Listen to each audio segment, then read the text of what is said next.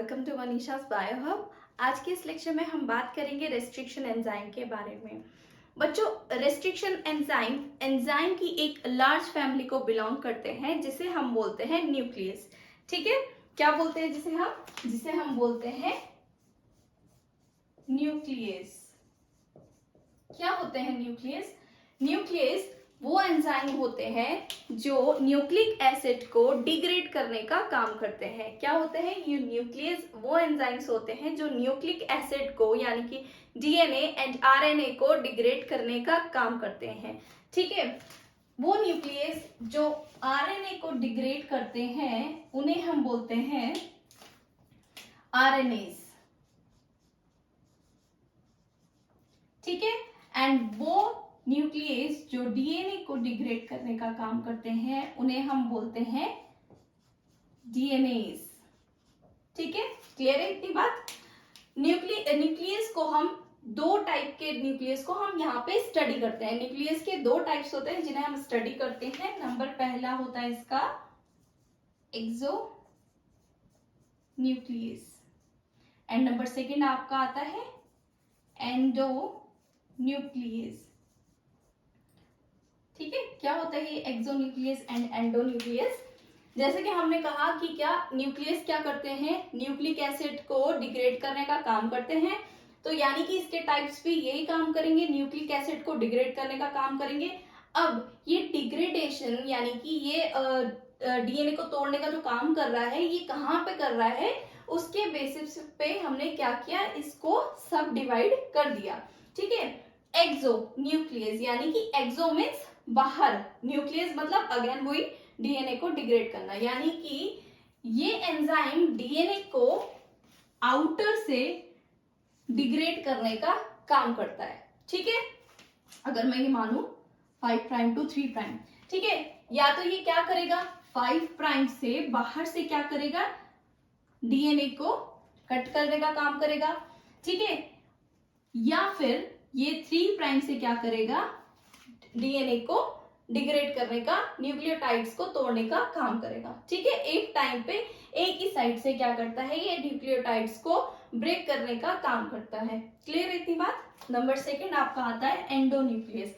इसके नाम से ही पता चल रहा है, एंडो यानी कि अंदर, न्यूक्लियस अगेन डीएनए को डिग्रेड करेगा, यानी कि वो न्यूक्लियस जो क्या करेगा, डीएनए को इन बिटवीन क्या करेगा, ब्रेक करने का काम करेगा।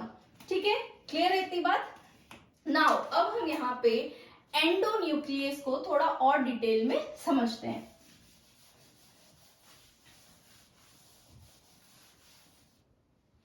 यहाँ पे हम बात करेंगे किसकी, एंडोन्यूक्लियस।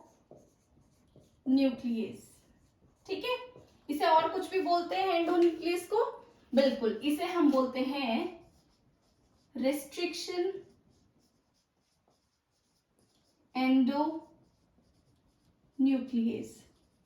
या फिर इसे हम बोलते हैं रेस्ट्रिक्शन एंजाइम, या फिर इसे हम बोलते हैं मॉलिक्यूलर सीजर। क्लियर है इतनी बात? ये तीनों ही नाम किसके हैं, एंडोन्यूक्लियस के। ठीक है, सबसे पहले बात करें इसकी डिस्कवरी की, तो ये कहाँ पाया गया था, ये पाया गया था ई कोलाई बैक्टीरिया के अंदर। ठीक है, सॉरी, बैक्टीरिया के अंदर पाया गया था। ठीक है, सबसे पहले कहाँ मिला था, ये बैक्टीरिया के अंदर मिला था। और कैसे डिस्कवर हुआ था ये डिस्कवर हुआ था जब भी इस बैक्टीरिया के ऊपर क्या होता है, एक वायरस होता है जिसे हम बोलते हैं बैक्टीरियोफाज। ये बैक्टीरियोफाज क्या करता है, अपना डीएनए इस बैक्टीरिया के अंदर क्या करता है, भेज देता है, इंजेक्ट करता है। तो क्या करता था ये बैक्टीरिया, ये बैक्टीरियल सेल क्या करती थी, इस डीएनए को क्या करती थी, छोटे छोटे पीसेस में कट कर देती थी। ठीक है, तो यहां से हमें पता चला किसके बारे में, रेस्ट्रिक्शन एंजाइम के बारे में। इसका नाम रेस्ट्रिक्शन इसलिए पड़ा क्योंकि ये क्या करता है, इस वायरस के डीएनए की एंट्री को क्या करता है, रेस्ट्रिक्ट करता है।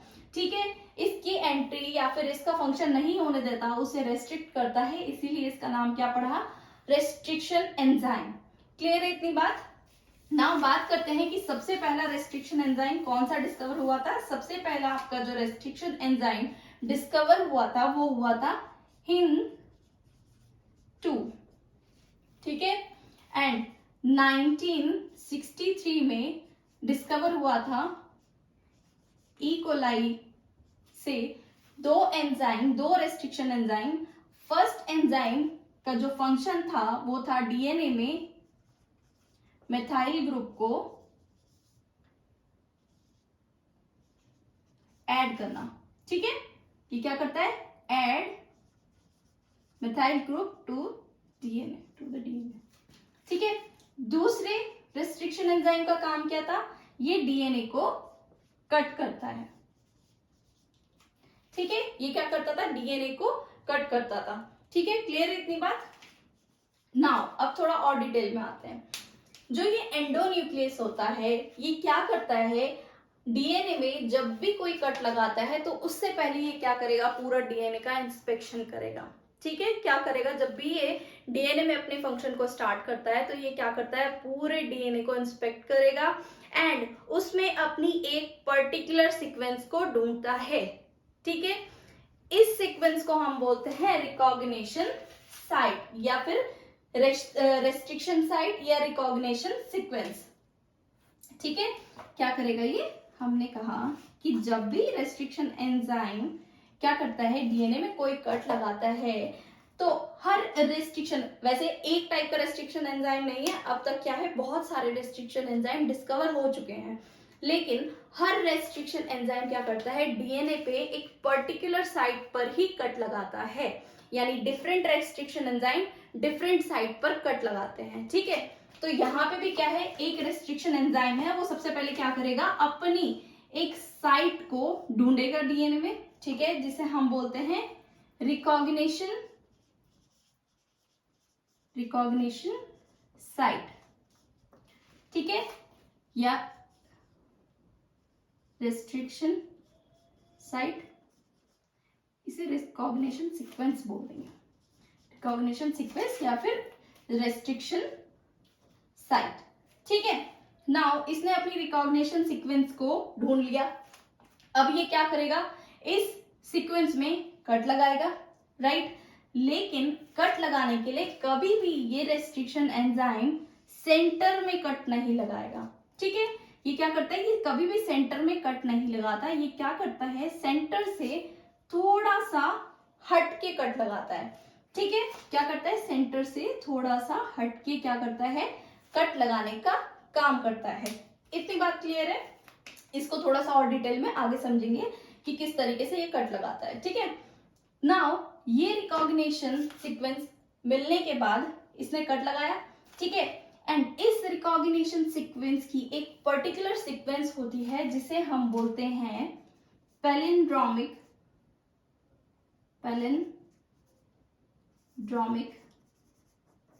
सीक्वेंस।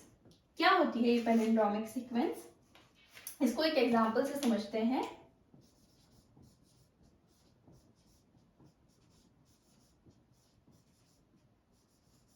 ठीक है, क्या लिखा है ये, मलयालम।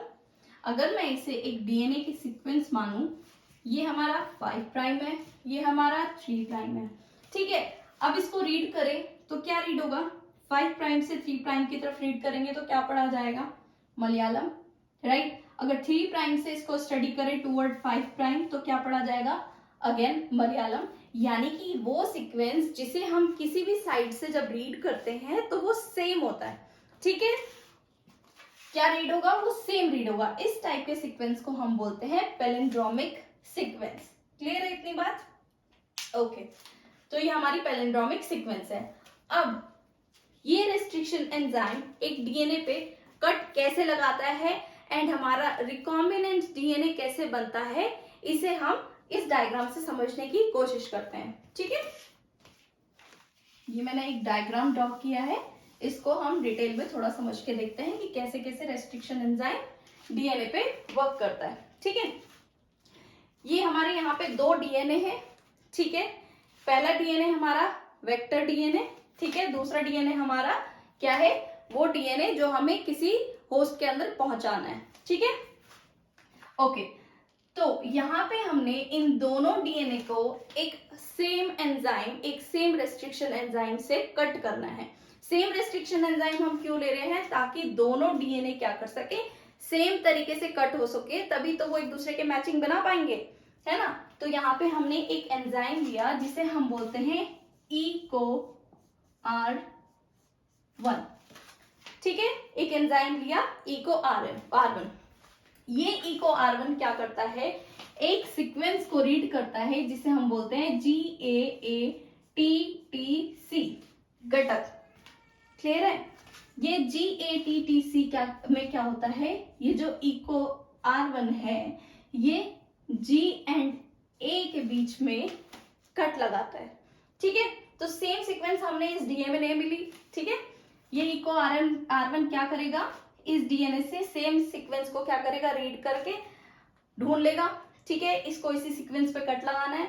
नाउ अब हमने कहा कि ये कहाँ पे कट लगाता है, G एंड A के बीच में, तो ये यहाँ पे कट लगाएगा G एंड A के बीच में, ठीक है। एंड अपने पैलिंड्रोमिक सीक्वेंस में या कॉम्प्लीमेंट्री स्ट्रैंड में क्या करेगा, सेम प्लेस पे G एंड A के बीच में कट लगाता है, ठीक है। अगेन दूसरा डीएनए हमारा जो डिजायर्ड डीएनए है उसको भी ये क्या कर रहा है, सेम साइड से क्या कर रहा है, कट लगा रहा है, ठीक है। अब यहाँ पे हम देखते हैं कि कैसे हुआ। इसने यहाँ पे कट लगाया तो क्या किया, ये वाला डीएनए पोर्शन हटा दिया, ठीक है। यहाँ पे कट लगाया तो G हट गया, ठीक है। बचा हुआ पीस हमारा क्या है डीएनए का, ये है, ठीक है। सेम इसने यहाँ पे भी ऐसे ही किया, एक कट यहाँ लगाया तो G हमारा हट गया, ग्वानिन, ठीक है। यहाँ पे कट लगाया तो आगे का न्यूक्लियोटाइड क्या हुआ, न्यूक्लिक एसिड कट होके अलग हो गया, ठीक है। तो ये हमारे क्या बचे, आफ्टर रेस्ट्रिक्शन एंजाइम के वर्क करने के बाद जो बचा हुआ डीएनए है हमारा ये है, ठीक है। अब हमें क्या करना है, इन दोनों डीएनए को क्या करना है, एक दूसरे के साथ बाइंड करना है। तो ये कैसे होगा, जब ये रेस्ट्रिक्शन एंजाइम अपना फंक्शन करता है तो ये क्या करता है, कुछ ऐसे एंड्स बनाता है जिन्हें हम बोलते हैं स्टिकी एंड्स। क्या है स्टिकी एंड्स, ये जो हमारे ब्लैंक क्या बचे हैं, न्यूक्लियोटाइड्स बचे हैं, ये क्या है हमारे स्टिकी एंड्स, ठीक है। नाउ ये स्टिकी एंड्स क्या करेंगे, स्टिकी एंड्स एक दूसरे से बाइंड करेंगे, ठीक है। क्या करेंगे, स्टिकी एंड एक दूसरे से बाइंड करेंगे, ठीक है। बाइंड कैसे करेंगे, यहाँ पे हाइड्रोजन बॉन्ड बनेंगे with the help of DNA ligase, ठीक है। डीएनए लाइगेज की हेल्प से क्या होगा, ये दोनों डीएनए के पीस क्या होंगे, एक दूसरे से बाइंड करेंगे एंड ये इस तरीके से अपना पूरा स्ट्रक्चर, पूरा डीएनए फॉर्म करते हैं, जिसे हम बोलते हैं रिकॉम्बिनेंट डीएनए। क्लियर है इतनी बात, इसे हम क्या बोलते हैं, रिकॉम्बिनेंट डीएनए, ठीक है। नाउ अब समझते हैं कि इस रेस्ट्रिक्शन एंजाइम को हम नाम देते कैसे हैं, ठीक है। इसका नोमेनक्लेचर कैसे करते हैं, तो नोमेनक्लेचर करने की बहुत इजी सी एक तरीका होता है, बहुत इजी एक मेथड होता है, ठीक है। सेम एग्जांपल लेके चलते हैं, EcoR1, ठीक है। इसके नोमेनक्लेचर की अगर हम बात करें तो इसका नोमेनक्लेचर कैसे हुआ,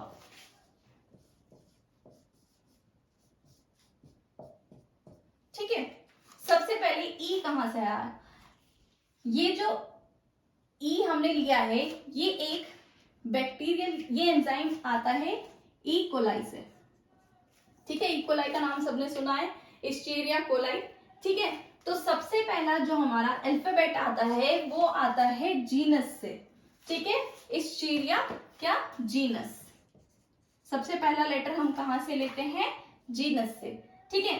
सेकेंड लेटर आता है उसकी स्पीशीज से, ठीक है। जैसे ई कोलाई, कोलाई का CO, ठीक है, ये क्या है, स्पीशीज, ठीक है। नंबर थर्ड आता है R, जो हमने यहाँ पे R लिया है, ये क्या है, ये स्ट्रेन है, कौन सी स्ट्रेन से लिया गया है। एंड लास्ट में जो रोमन लेटर आता है ये होता है कि ये आइडेंटिफिकेशन, इसका आइडेंटिफाई कहाँ से हुआ है, और सॉरी ऑर्डर क्या था, ठीक है, इसका आइडेंटिफिकेशन ऑर्डर क्या थी, ठीक है, ऑर्डर ऑफ आइडेंटिफिकेशन, ठीक है, यानी कि सबसे पहले हुआ है, सेकेंड टाइम में हुआ है, थर्ड टाइम में हुआ है, ठीक है। तो जब जिस भी ऑर्डर में ये डिस्कवर हुआ होगा ये उस रोमन लेटर में लिखा जाता है। तो इतनी बात क्लियर है। तो इस तरीके से क्या होता है, रेस्ट्रिक्शन एंजाइम का नोमेनक्लेचर होता है, ठीक है। बहुत सिंपल सा लेक्चर है। इस लेक्चर को देखने के बाद आप अपनी बुक से जरूर रीड करेंगे, आपको अच्छे से समझ आएगा। आई होप आपको ये लेक्चर बहुत अच्छे से समझ आया होगा। अगर समझ आया तो जल्दी से वीडियो को लाइक करें, शेयर करें एंड चैनल को सब्सक्राइब करना बिल्कुल ना भूलें। Thank you so much, bye bye.